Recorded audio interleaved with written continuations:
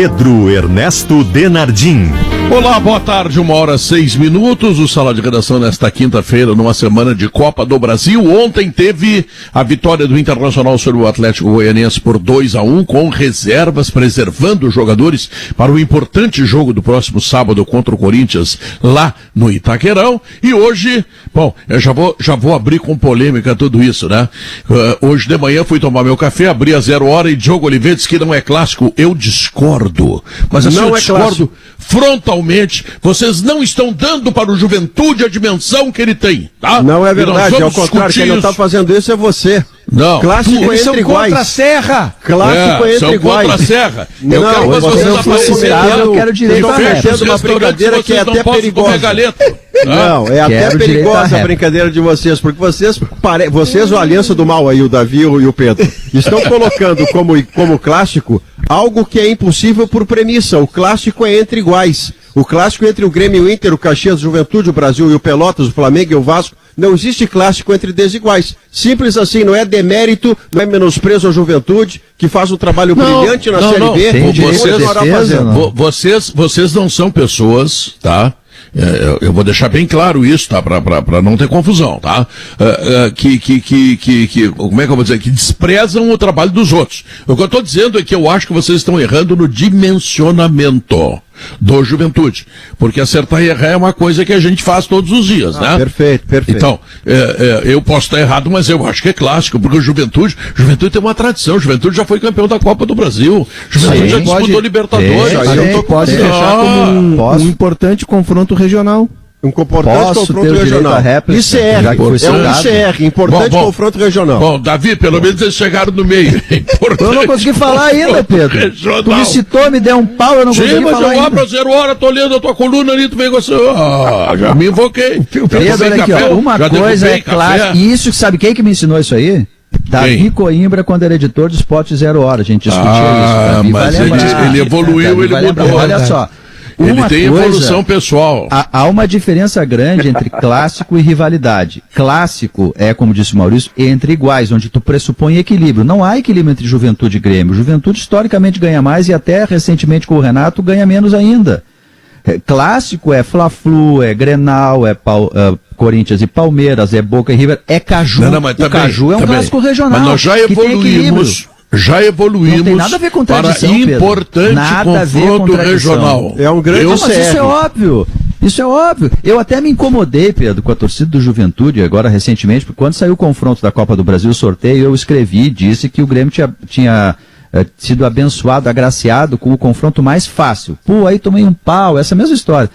Porque a tradição, enfim, não tem nada disso. O Grêmio escapou dos times de Série A, e dos times de Série B, escapou do Cuiabá, que era o líder, e do América, que está aí, quase eliminando o Corinthians. Se tu pega a Liga dos Campeões, Léo, e o Real Madrid, ele escapa do City, do Bayern, do Barcelona e pega o Shakhtar Donetsk, é o confronto mais fácil possível, mas não é um jogo fácil. Não vai ser um jogo fácil hoje, mas não é clássico, não é um clássico. Na questão do clássico, gostei mais. Na questão do clássico, eu concordo com o Diogo, com o Maurício, eu acho que o Juventude e Grêmio não é clássico, até pela história, pelo tamanho. Mas tem uma questão, Pedro. Eu acho que o entre iguais é um ponto que eu discordo do Maurício, respeitosamente.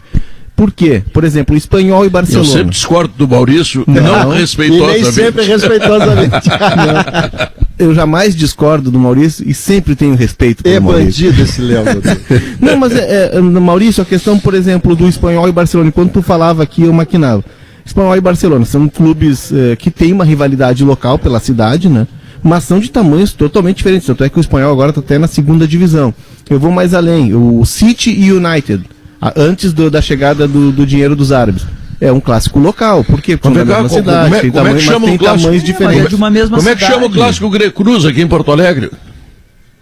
Sempre ouvi dizer que era o clássico Grecruz, o Intercruz. Mas era, Pedro, num tempo lá em que o Cruzeiro disputava o título gaúcho, o Grêmio não tinham chegado ao gigantismo que tem hoje. Sim, mas ele foi rebaixado a encontro regional não tão importante quanto o encontro regional Grêmio e Juventude, é isso? Encontro municipal, não, ele já está em Cachoeirinha, tu não te deu conta disso. Ô Pedro. O Cruzeiro está em Cachoeirinha. Tá, deixa eu só chamar o Alemão, Duda, tá? O Alemão tem informações, tá? E deixa eu dizer também, Bom, sobre a França, Davi, só para trazer sobre a França, a Copa da França... Eu não sei como é que os caras têm dinheiro na bolsa, rapaz. Eu não tenho dinheiro no bolso.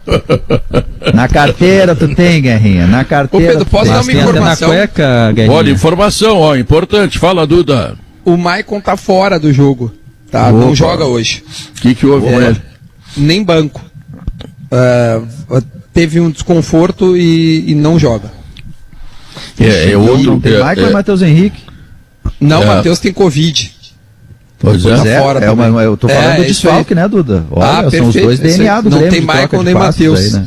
Deve ser Lucas Silva e Darlan, né? Deve ser. Lucas Silva provavelmente. Pois é. E do outro lado, senhoras e senhores do Conselho, do outro lado, a promessa de Pintado é de que ele vem pra cá com seus dois talentosos e veteranos meias de mais de 35 anos, em nome da qualidade que esses dois dão ao time do Juventude. Meus respeitos ao doutor Pintado, que vem aqui fazer enfrentamento com o Grêmio. Não é boiadada, não vira em 2, acaba em 4. Você que estava pensando isso, Pedro, dispense. Bom, não pensei em nada. Eu sei, mas eu também não disse nada do que você disse que eu disse, aí eu tenho que lhe dar uma pancada.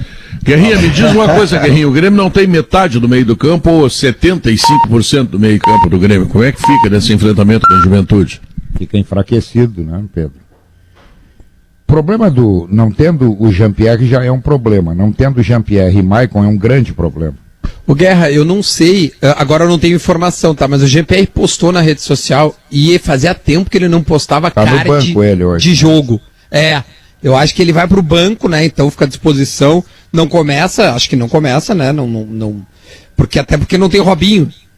Então, né? Se tivesse Robinho, era o Robinho. Pois é, como é que tu acha que fica o meio? Vamos ver, todo meio. Eu chutaria, eu chutaria o meio-campo de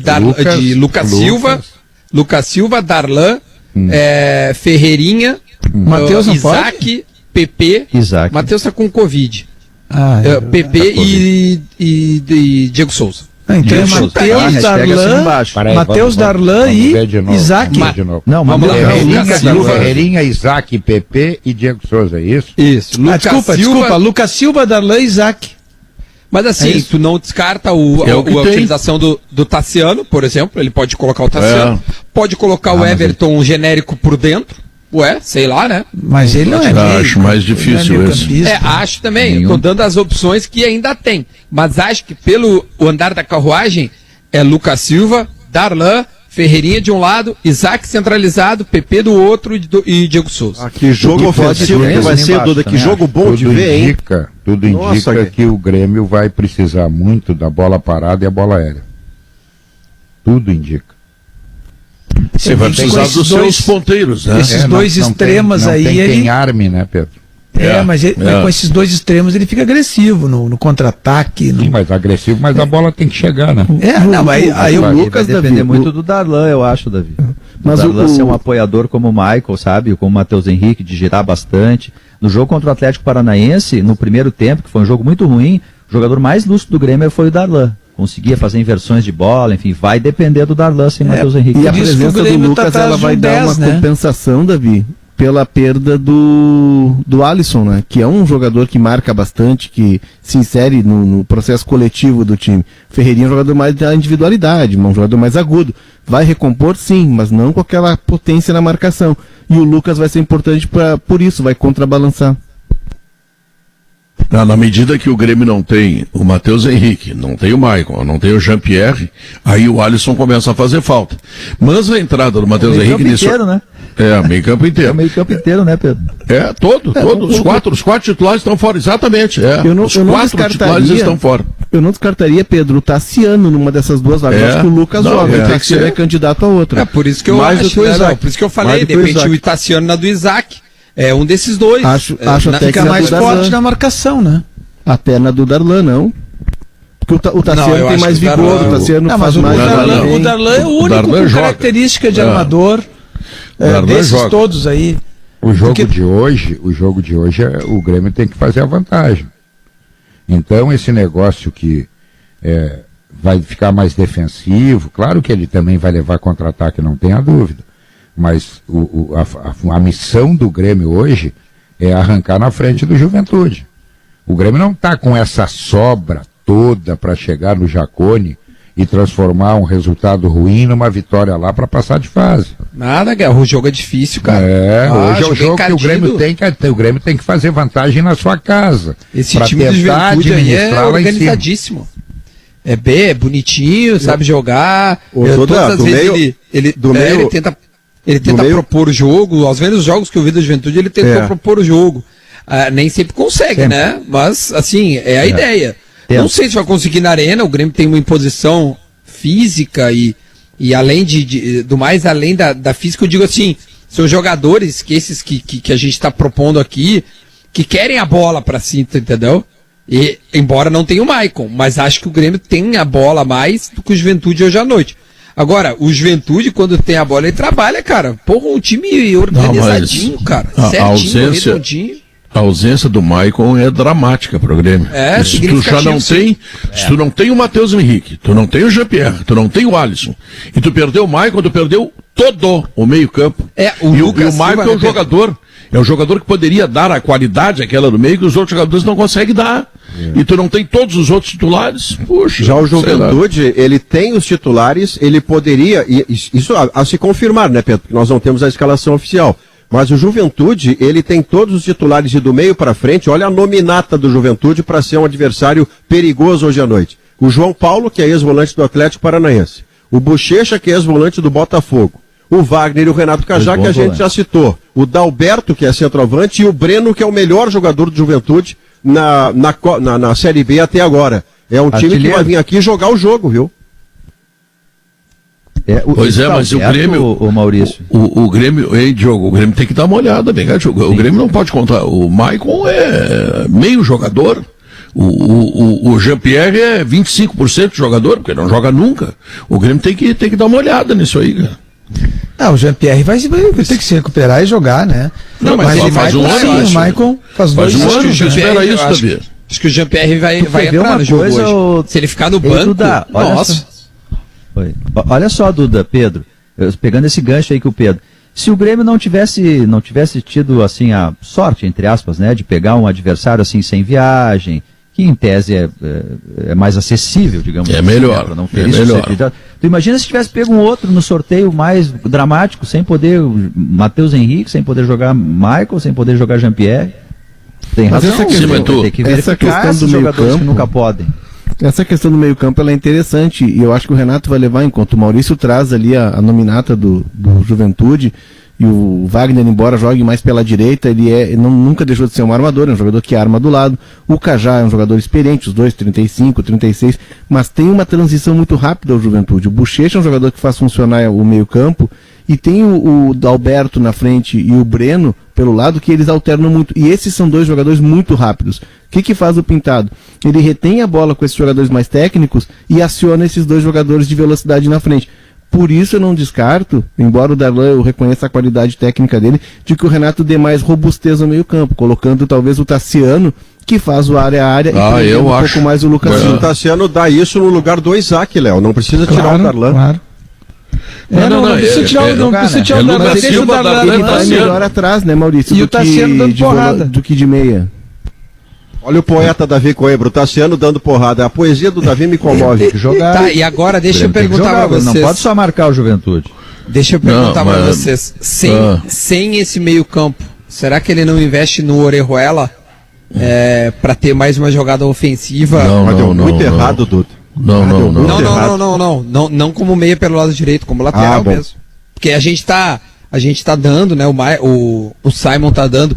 E eu recebi essa informação há pouco, então eu nem consegui conversar com o Simon, tá? Por isso que eu não falei com ele antes. Mas ele tá dando Vitor Ferraz, Jeromel Kahneman e Diogo Barbosa. Eu não descarto uma chance que remota, ninguém cogita isso ainda. Porque o Grêmio não tem armador, certo? O Isaac não é armador. De repente, ele usar o Diogo Barbosa mais adiantado, porque ele disse que o Diogo já fez esse papel em outros lugares. E ele já botou na segunda linha o Diogo também, com o Cortez. Daqui a pouco, apelar para o Diogo tentar ser o armador do Grêmio. Para te ajudar, Guerrinha, contra o Atlético Paranaense ele fez isso. Ele terminou o jogo com o Diogo Barbosa de meia central. Ah, mas não consigo imaginar. Não consigo. Para começar, não. Mas ele, ele falou disso na entrevista porque eu começaria tudo. Ele abre todas as possibilidades, óbvio, mas eu começaria, se sou o Renato, eu começaria com o Jean-Pierre. Aguenta 45 minutos, vamos embora. Vai para os 45, vai para o ferro no início. Nós temos que fazer a vantagem. Porque vamos botar ele nos 45 finais. Não, é a mesma coisa. Vamos botar ele no ferro 0-0. Vamos embora.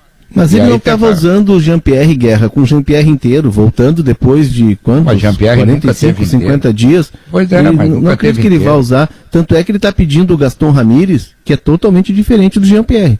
Gaston Ramírez é um meia, até na Sampdoria está jogando num 4-4-2, ele joga na frente com um segundo atacante. O que pode... ele é mais meia Guerra, lembra muito Bolanhos, lembra muito o Douglas, lembra muito o Luan. Ele não é um armador pensador como o Jean-Pierre. É um cara mais agudo. O Grêmio sem armador, no jogo de hoje, o Juventude, se souber proteger os dois lados do campo, se jogar o Ferreirinha e o PP, e proteger, que eu quero dizer, os laterais grudados nos jogadores do Grêmio com uma sobra, o Grêmio fica com um poder ofensivo muito baixo, mas muito baixo. O Grêmio vai depender muito da bola parada, da bola aérea e da individualidade do PP e do Ferreirinha.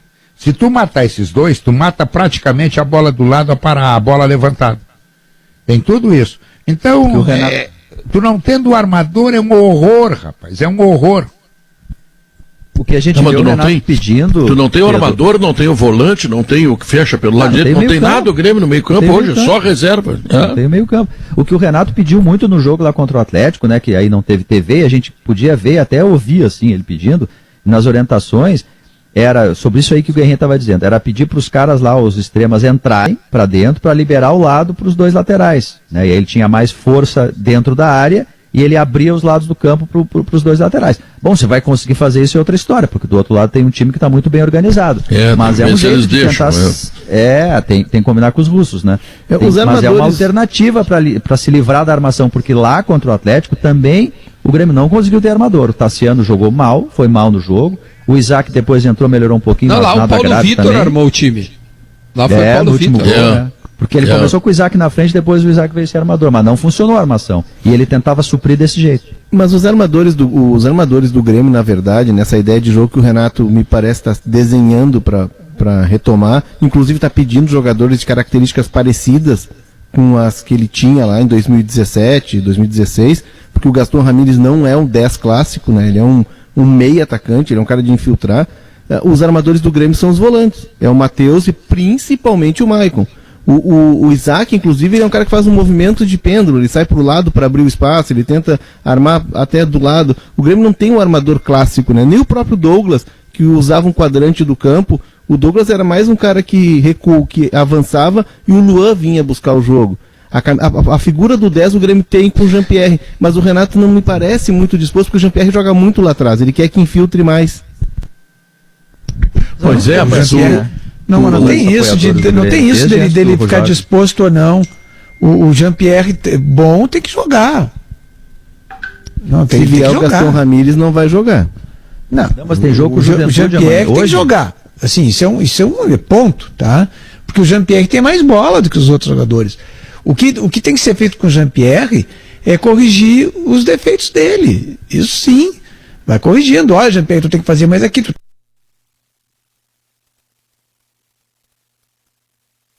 tem que entrar mais na área, tem que fazer, fechar um pouco mais, sei lá, vai instruindo. Vai instruindo. Porque senão o que vai acontecer? Pega esse Gaston Ramírez, você, qualquer outro, que certamente são jogadores de medianos. Tipo o Robinho, entendeu? O cara que pode dar alguma coisa pro Grêmio, alguma coisa extra, diferente, é o Jean-Pierre. Quais são os caras diferenciados, ou que, pelo menos que tem promessa de ser diferenciados? É o Jean-Pierre, é o Ferreirinha, é o PP, é o Matheus, é essa turma aí. Agora, vai lá, contrata um jogador, vê lá, o cara Gaston Ramírez, é um cara que tem. É o mais ou menos. Pode dar certo, não estou dizendo que não vai dar certo, não quero também chegar e queimar o rapaz, né? Antes dele jogar. Mas a tendência é que ele não jogue tanto quanto o Jean-Pierre. Eu ontem à noite estive com o Antônio Tigre, que foi vice-presidente da RBS, que por sinal não tem saudade nenhuma de vocês, é muito importante dizer isso, tá? Não quer nem saber de vocês. Mas ele tem saudade, é isso? Não, querido Antônio Tigre, tá? E a gente estava falando exatamente sobre isso. E o fato do Internacional está mudando uma característica esse ano, que vai ser a salvação do Internacional diante do quadro financeiro, que é dramático, segundo ele. Ele está apoiando a chapa do Alessandro Barcelos, tá fazendo um trabalho, construindo um trabalho todo junto com outros companheiros lá da chapa deles, e ele estava me dizendo o seguinte: é dramática a situação do Internacional do ponto de vista financeiro. Contratar, tá, significa não ir ao mercado sem dinheiro e trazer jogadores, como diz o Davi, mais ou menos, com os quais tu gasta dinheiro, mas não pagou, não, mas paga salário. E o salário do cara é 300, é 400, é tudo assim, tá entendendo? E o que eles resolvem? Aí ele me diz o seguinte: olha o Internacional hoje, tu tem o Daniel lá, ele acha que tem que vender o Danilo, o goleiro, tá? Pegar um dinheirinho, economizar um salário, e bota o Daniel, que é um goleiro que diz que joga uma barbaridade, mas que nunca joga, tá? Então, lateral direito é o Heitor, tem o Pedro Henrique, tem esse menino aí que tá jogando, Zé Gabriel, e tem o Léo, lateral esquerdo. No meio tu tem o Johnny, tu tem o Praxedes, na frente tu tem o Plegov. Bom, aí tu junta esses jogadores, alguns que já estão dentro do clube, que não precisa contratar, portanto, só pagar o salário, tá? Jogadores como o Cuesta, o Moledo, o próprio Wendel, que é uma solução média. Aí tu tem o Galhardo, tu tem o Guerreiro, tu tem o Sarabia, já tem um grupo de jogadores, e somando esses meninos, daqui a pouco vai estourar 2 ou 3, vai melhorar a qualidade do time, vai dar uma grana ali na frente para pagar as contas. O Pedro, teve no início do ano eu ouvi um dos nossos repórteres falando sobre o orçamento do Internacional, e me surpreendeu que o Inter contava um valor aproximado de 100 milhões de reais em vendas de jogadores do seu elenco. Mas eu sempre achei esse valor, olhando o elenco do Inter, eu sempre achei esse valor superestimado, mesmo antes da pandemia, porque diferentemente do Grêmio, que apresentava no início do ano, por exemplo, Jean-Pierre, Matheus Henrique e Everton com altíssimo potencial de venda, mas o Internacional não tinha jogadores dessa característica e dessa qualidade feitos em casa para vender fazendo 100 milhões de reais. Aí vem a pandemia, naturalmente essa projeção que já parecia superestimada, ela fica mais superestimada e você vai ter que buscar ou mais receita ou diminuir dramaticamente a despesa. É nesse dilema que o Inter está enquanto lidera o Campeonato Brasileiro. Não, é claro, Maurício, é diminuir despesa mandando os jogadores. Por exemplo, tu vai precisar do Rodinei o ano que vem? Não, tu tem o Sarabia, tu tem o Heitor, né? Já tem solução. Ele vai voltar pro Flamengo. Isso, tá. O Moisés volta pro Bahia.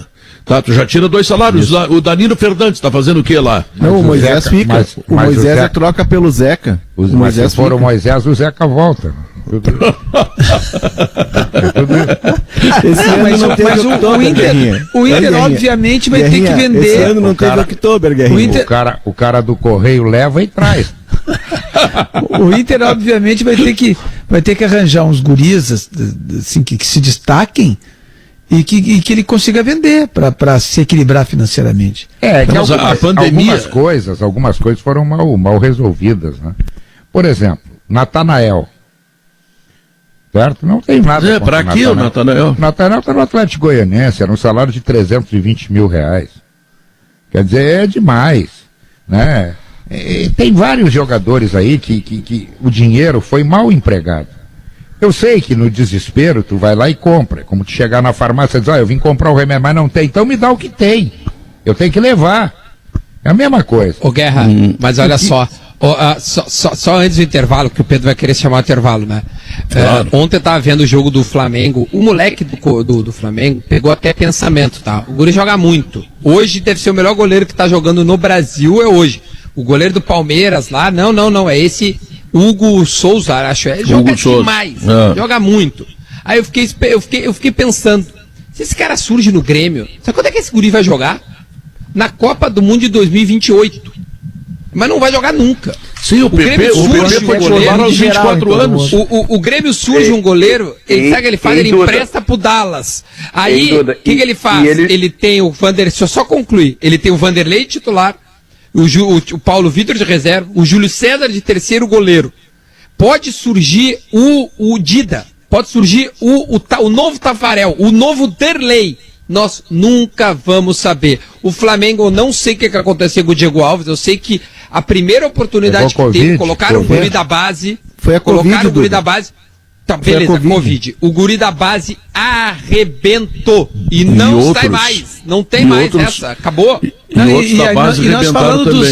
Nós falando dos meio-campistas, agora até o Zé Pedro Goulart, que tá ouvindo o programa, me mandou uma mensagem, lembrando o Rildo. Que é o Rildo e o Patrick estão jogando no Aspirantes no Rio de Janeiro. Os dois meias. O Patrick ia sair, melou o negócio dele, ia pro Vasco, melou o negócio dele, tá aqui no Grêmio, foi colocado pra base de novo. Agora, eu não sei se o Patrick treina bem, se ele tá jogando bem, se ele tá numa fase boa, eu não tenho ideia. Aliás, a gente só comenta o que a gente consegue ver, né? Que são os jogos. Porque a gente não consegue ver treino, é tudo fechado. O Rildo tá no Rio de Janeiro? Tá, mas tu... Tá jogando pelo Grêmio Aspirantes. Tu ouve algumas coisas assim, ó. O Daniel é um fenômeno de goleiro. Onde é que ele jogou? Mas o Inter tem uma coisa curiosa. Pedro, deixa eu chamar o intervalo comercial. Deixa eu chamar o intervalo. A última frase. A gente ouve dos goleiros. Por que o Felipe Medioral, que é da base, foi emprestado? Eu não sei, o que eu sei é que chegou Gimo Álcool 70 aerosol. Isso é... 1h41, 1 milhão de pessoas impactadas pela Rádio Gaúcha só na Grande Porto Alegre, hein? Não falei de Santa Maria, não falei de Caxias, de Bento, da região da Serra, aquela região maravilhosa que tem o Grande Juventude, não falei de Pelotas e Rio Grande, não falei de Santa Catarina, aquele interior lá do Mato Grosso, aquela coisa toda. A Rádio Gaúcha, ela é demais. Olha aqui, ó. Galeria do Rosário, onde existe essa suspeita de bomba, né? Sim. O Grêmio foi fundado ali. O Grêmio foi fundado nas costas da Galeria do Rosário, pode-se dizer assim, no restaurante Dona Maria, né? No dia 15 de setembro de 1903, quase que ao mesmo tempo em que era fundado outro clube que foi, junto com o Grêmio, o primeiro de Porto Alegre, que era o Fußball Club, né? que era um time, era um clube fundado basicamente por alemães. Ali na Galeria do Rosário, que também era do centro, futebol. O Inter é na frente da Redenção, né, Davi? Onde hoje é a Redenção. O Inter ali era a Rua da Redenção, que era chamado. Hoje ali eu calculo, eu fiz que eu fui ali, era a casa do Capitão Ortiz, né? Que cedeu ali para os meninos, que eram os meninos, os fundadores do Inter tinham 17 anos. Eram meninos, Davi? Meninos, não eram guris? Uns e outros. Não eram guris? Não, naquela época não tinha guris. E ele cedeu para eles, e eu procurei ali, Maurício, o lugar em que deveria ser, né? Sim. Identifiquei, ele tem uma farmácia ali, que onde devia ser a casa, né? Onde eles fundaram. Ei, Davi, e se fosse nos dias de hoje, não aconteceria isso, né? Eles iam ter que esperar uns 7, 8 anos até poder fundar o clube, né? É verdade. Vocês não estão surpresos. Galeria Chaves ou Rosário? É verdade, a Galeria Chaves. tem razão. Deixa eu dar o crédito, Zé Alberto Andrade que se deu conta. Tem razão, Zé Alberto. O Dona Maria é na Galeria Chaves. Isso. Foi ali na José Montauri ali. A Galeria do Rosário é mais pra... ela é a galeria que desemboca ali na igreja, né? Isso, exatamente. Vocês não estão surpresos com a ruindade do futebol brasileiro? Não, surpreso não, mas reconhecemos. Vocês se deram na conta que nós tivemos até agora 7 jogos, né? 6 confrontos da Copa do Brasil. Ninguém ganhou em casa. Nenhum ganhou em casa. O Santos empatou com o Ceará. O Fortaleza e o São Paulo lá em cima, no Ceará, empataram, depois em São Paulo também empataram. O Atlético Goianense perdeu em casa. O Atlético Paranaense perdeu em casa. O Corinthians perdeu em casa. Ninguém ganha em casa. Sabe o que é isso? É a ruindade. É porque existem, Guerrinha. Primeiro, você tem razão quando diz que tem tanto time jogando pouco e a qualidade técnica tão baixa, mas nós temos algumas ilhas de excelência. O Flamengo é a maior de todas elas, não só no Brasil, mas na América do Sul, pelo elenco que construiu. Mas é menos Flamengo do que o ano passado, né? Ainda é, mas ele está no processo bem menos. Eu concordo porque o treinador de hoje é menos do que o treinador anterior. Mas o elenco de hoje é melhor que o treinador anterior. O elenco de hoje é melhor. Maurício. Não, mas além disso, Guerra, além disso, além dos desfalques, aqui contra o Inter não tinha Rodrigo, não tinha Gabigol, não tinha Bruno Henrique, e estava mais um que estava faltando, o Arrascaeta.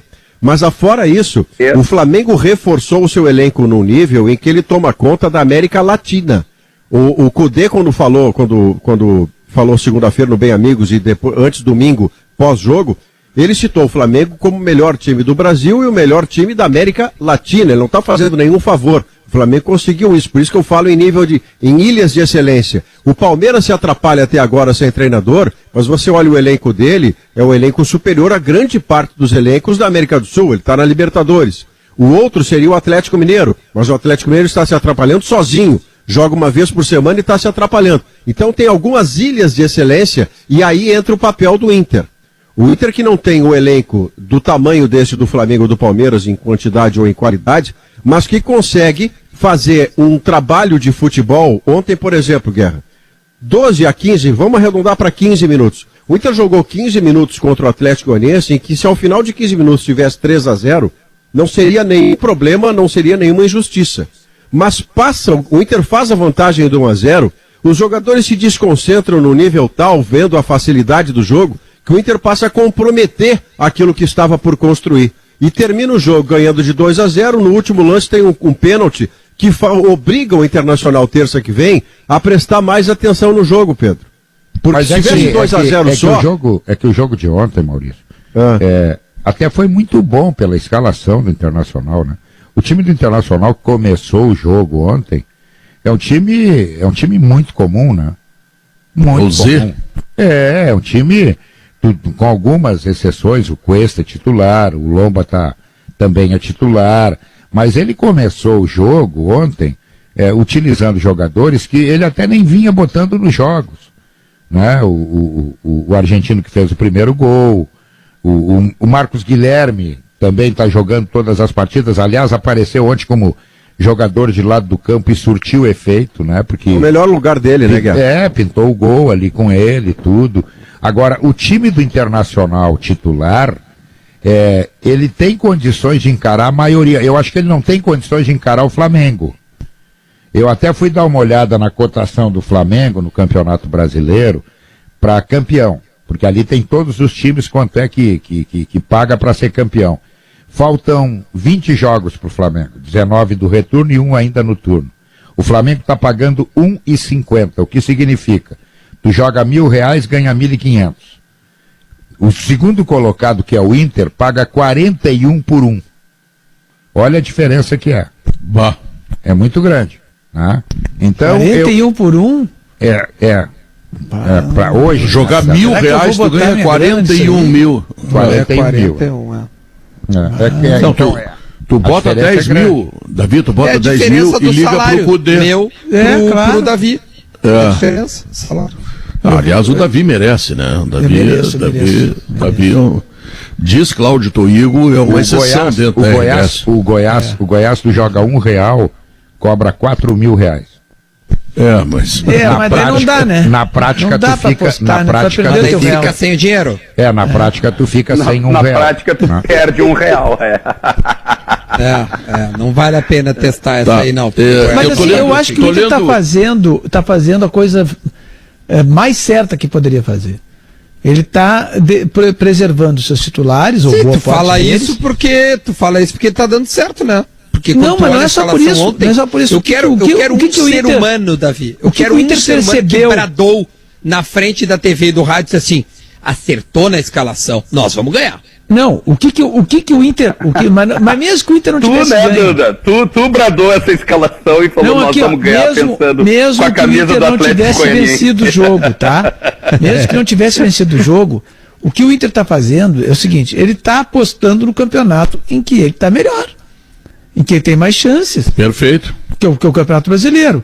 E o Renato nessas também. partidas aí da Copa do Brasil agora, ele pode ir tocando com o que ele tem aí.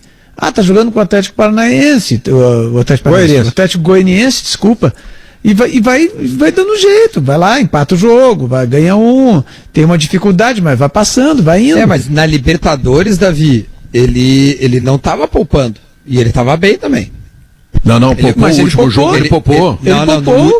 Contra a Católica ele poupou. Calma, e aí arrumou o pouco. Calma. Depois dele já ter perdido o Grenal, porque quando ele tava em primeiro, ele tava lá em cima. Vamos manter. Bom, perdi aqui. Bom, vou focar no brasileiro e aqui eu levo em banho-maria. Enquanto estiver dando certo, beleza, vamos esperar uma eliminação. Espera uma eliminação para ver como é que vai ser, para ver o que pode acontecer com a revolta. Só para contextualizar a crítica.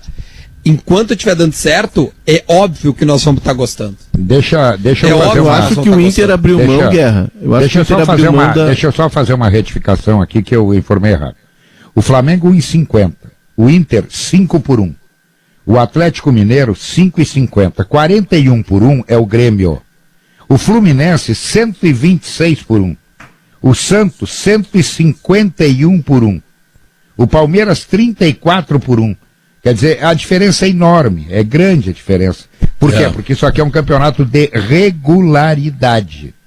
E na regularidade o Flamengo é grande favorito. Leonardo, dá a tua manchete aí que nós vamos comentar depois das notícias. O Inter, não é que desistiu, mas o Inter colocou a Libertadores em terceiro plano, diante do cenário em que se desenhou depois do sorteio. Muito bem, a outra informação que nós vamos discutir, Mário Celso Petralha se licencia do cargo de presidente do Atlético Paranaense para ser CEO remunerado. Vai pegar uma grana. Uma vez eu falei que ele pegava grana e me processou. Nem vou falar nada, porque senão me bota na justiça de novo. Clube que tem dono sabe qual é o seu futuro. Sabe qual é o seu faixas, Pedro? Clube não pode ter dono, Pedro. O dono é a torcida. Se for uma pessoa física, dono de clube, seja o mais extraordinário dirigente. E aí eu vou falar do Fábio Koff, que é o melhor dirigente que o Grêmio teve. Fernando Carvalho, o melhor dirigente que o Inter teve. Nenhum clube pode ter dono, pessoa física, porque ele vai encontrar um teto. Claro, você merece banda larga no estádio, Pedro. Claro, você merece. Claro, você merece banda larga com outra velocidade, você merece o novo. Vai construir ou reformar, a Manco Vabin tem soluções completas para a sua obra. Estamos de volta, esse é o Sala de Redação, em nome da Gimo, a maior linha de inseticidas do Brasil. Um clube precisa ter dirigentes capazes, competentes, carismáticos. Eu vou lembrar de Hélio Dourado, eu vou lembrar de Frederico Arnaldo Balvê, eu vou lembrar de Fernando Carvalho e Fábio Koff, para pegar 4 top de linha. Mas um clube não pode estar submetido à vontade de pessoas físicas, por mais extraordinárias que elas tenham sido como dirigentes. O Atlético Paranaense é a cereja mais azeda desse bolo. Houve um tempo que o Grêmio parecia submetido a Fábio Koff. E não por vontade do Fábio Koff, porque ele não teria essa autoridade. As outras pessoas é que se submetiam a ele. Houve um tempo que o Internacional parecia submetido a Fernando Carvalho, e não é porque o Fernando Carvalho forçasse essa barra, era o contrário. O Atlético Paranaense passa dos limites disso. O Atlético Paranaense é uma espécie de versão curitibana do Vasco do Eurico Miranda. Nunca vi dar certo, Pedro. Deixa eu dar um bastidor, Pedro. Preciso dar esse bastidor, que eu não sabia disso lá no jogo contra o Grêmio Atlético Paranaense, lá na Arena da Baixada. Eu olhei uma frase lá. Que aliás, eu tô com muita inveja de ti, porque eu te considero um privilegiado que tu conseguiu ir no estádio, pegar um avião, enquanto nós não temos nenhuma barbada dessa. Mas em todo caso, continua o teu raciocínio. Como é que se entra no avião, Pedro? Eu vou ficar em silêncio, porque eu não quero produzir provas contra mim. Então, estamos com inveja. Pois aí tinha uma frase lá, assim, uma faixa, o tempo é o senhor da razão. Achei estranha aquela frase no ambiente de futebol. Aí o Léo Acosta foi apurar. O Léo Acosta foi apurar, é uma frase do Cartola, do Atlético, né? Que a torcida organizada... Do Petralha? É, isso aí, do Petralha. Obviamente, ela não faz isso de livre e espontânea vontade. Aí tem frases dele lá que ele... Olha os requintes, os matizes megalômanos disso. O cara achar que pode botar uma frase sua importante ao ponto de o mundo querer saber. Tu imagina, por exemplo, Pedro, o Guerrinha é presidente de um clube de futebol, tá? Aí o Guerrinha acha lá que ele bota uma frase lá, vai perder motivado, por exemplo. Tá? Sim. Ou, ia estar na torcida assim, tá na panela. Isso assim, mas é um troço megalômano isso, né? Não tem nenhum sentido lá o Petralha fazer uma coisa dessas, né? É o que o Maurício disse, né? Ele tem a noção que ele eu também acho que o Petralha não é o dono do Atlético, não é isso. Mas o Atlético cresceu na mão dele. O Atlético foi campeão da Copa do Brasil, o Atlético mudou de patamar. Ele tem os seus méritos também. Claro que ele não não pode centralizar tudo. Olha, vem cá, tem que comprar papel higiênico, fala com o Petralha. Olha, agora tem que chamar um cara para limpar o pátio, fala com o homem. Não, também não é isso. Mas vamos deixar claro, o Atlético Paranaense, no molde do Petralha, ele cresceu. A diferença dele hoje no futebol paranaense pro Curitiba, não dá nem para mensurar. Como ele próprio disse, era um time de bairro que eu transformei, não sei o quê, mas é muito pretensioso também. Eu também acho que ele não pode ser o dono do clube. Não é isso. Mas ele tem lá muitos méritos pelo salto que o Atlético deu no Mas o Guerra, essa frase que o Pedro... também. Essa frase que o Pedro colocou... O Pedro colocou agora uma frase que dá bem a dimensão da inversão dos valores. O clube era um time, era de bairro até eu dar um outro jeito. Não, parei um pouquinho. Você, em tese, é torcedor do Atlético. O seu maior sonho é ver o seu clube crescer. Ele foi campeão brasileiro com o Atlético. Não, perfeito, mas ele acha que é maior do que o Atlético, Guerra? Não é maior que o Atlético. Não é maior que o Atlético. Eu estou dizendo que ele mudou o status do Atlético. Se mudou de uma forma... é verdade. Mudou dirigindo mal... Como o Fernando Carvalho mudou o status do Inter, também né? Mudou. O Fábio Koff com o Grêmio. Também. Sim.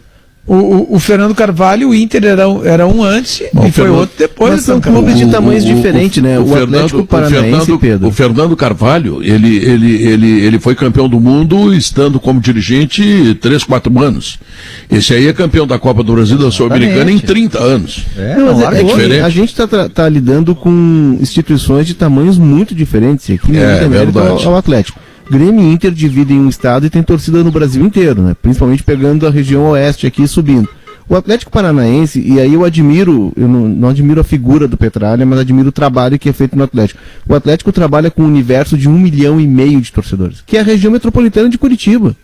Porque, assim como Santa Catarina, o oeste paranaense é muito vinculado às origens gaúchas, o norte é paulista, e ali Atlético, Curitiba e Paraná não conseguem entrar. Mas acho mesmo que ele conseguiu, com o trabalho dele, transformar o Atlético num clube estruturado, com CT, e o Atlético me parece, eu tenho restrições, vou repetir, a forma como ele age, eu não gosto da postura dele como dirigente, mas o Atlético, ele está um passo à frente da maioria dos clubes brasileiros. Mas assim como dentro das suas grandezas, claro, né, o Petralha foi importante para o Atlético. A gente tem vários diretores, vários dirigentes que fizeram os seus clubes mudar de patamar. Grêmio e Inter, aconteceu isso com o Grêmio e Inter. A gente pega assim, no Grêmio, o Hélio Dourado, por exemplo, foi um presidente, além a gente sabe Fábio Koff pelos títulos que ganhou, mas o Fábio Koff herdou um Grêmio pronto para isso. E esse Grêmio pronto para isso foi o Hélio Dourado que fez. Lá em 77, ele pegando o time, reformando o estádio, fazendo um time vencedor, e vai levando para frente. Aí o Grêmio em seguida, ele recupera a hegemonia, aí é campeão em 81 e se vai embora do Brasil, né? Mas o Inter é a mesma coisa. Antes disso, teve os mandarins que assumiram o Inter, antes do Fernando Carvalho, né? Os mandarins fizeram o que fez o Fernando Carvalho, né? O Petralha é muito odiado pela imprensa, por boa parte da imprensa, porque ele, por exemplo, fecha os treinos, foi o pioneiro nisso. Ele fez um CT, ninguém entra e acabou e fim de papo. Aqui ninguém entra. É verdade. Daqui a pouco ele vai lá e diz, olha, não tem televisionamento nos jogos do Atlético. E isso para a imprensa é uma porrada. Essa é a verdade. A imprensa a imprensa não gosta disso. Mas se for no legal também, é uma coisa, no ilegal é outra, né, Guerra? Ele agora, por exemplo, está sendo processado o Atlético Paranaense porque ele botou o jogo no beiço, no seu site no último domingo, ele botou o jogo contra a lei.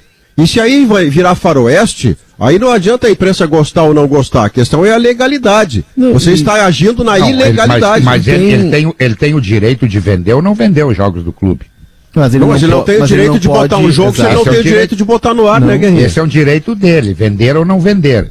Fechar o CT ou não fechar. É um direito do presidente. Sim, mas transmitir um jogo que ele não tem direito de transmitir. Se é certo ou se é errado, Isso no futuro nós vamos ver, a justiça determina. Do Atlético, mas dele. Mas eu sei, eu também, eu sou da imprensa, eu sou prejudicado com essas atitudes dele.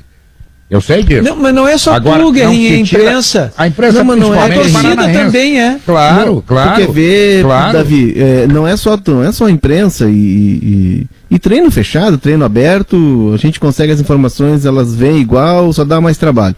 A questão toda é que o Petralha, ele tem antipatia, e isso eu já ouvi de dirigentes que participam do colegiado lá da CBF, do Conselho Nacional de Clubes, de que ele é o cara que sempre complica, né? Em determinado momento era ele e o Flamengo.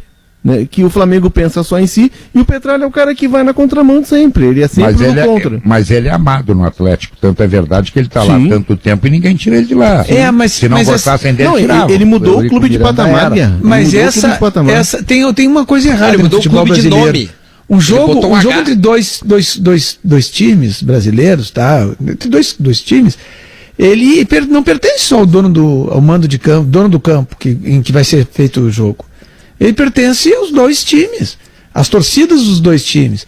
Então, por exemplo, o Atlético aí não quer que seus jogos sejam transmitidos. Aí a torcida do Grêmio, do Inter, quando jogam contra o Atlético, não podem ver seus times.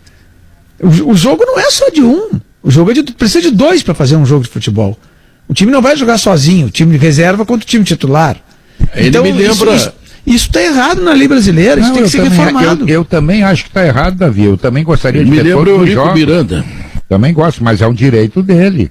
Se ele está certo ou se ele está errado, eu não sei, eu não vou julgar, não sou juiz, não sou advogado. A lei, né? A lei está errada, eu acho que tá mal posto isso na lei.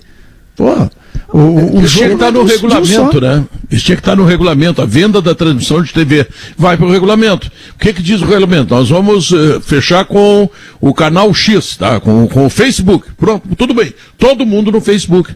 Porque senão fica essa coisa assim, o torcedor do Grêmio, que tem contrato com a Globo, tá? Ele quer ver o jogo do Grêmio, ele não pôde ver. Bom, ainda bem que a Rádio Gaúcha mandou o Diogo Oliveira, que é um privilegiado, que foi pra lá, essa coisa toda, e aí a gente mostrou o jogo pelo microfone da Gaúcha, com o Marcelo Debona, com o Leonardo da Costa, essa coisa toda, né? Mas foi assim, né? Não podia ser diferente. Inclusive, Pedro, tá dizendo, pegando esse exemplo aí, tá? O torcedor do Grêmio vai lá e compra o pacote do pay-per-view para ver os jogos do seu time. Aí tem um time lá brigou com a federação, sei lá com quem, e não tem o jogo, mas ele pagou.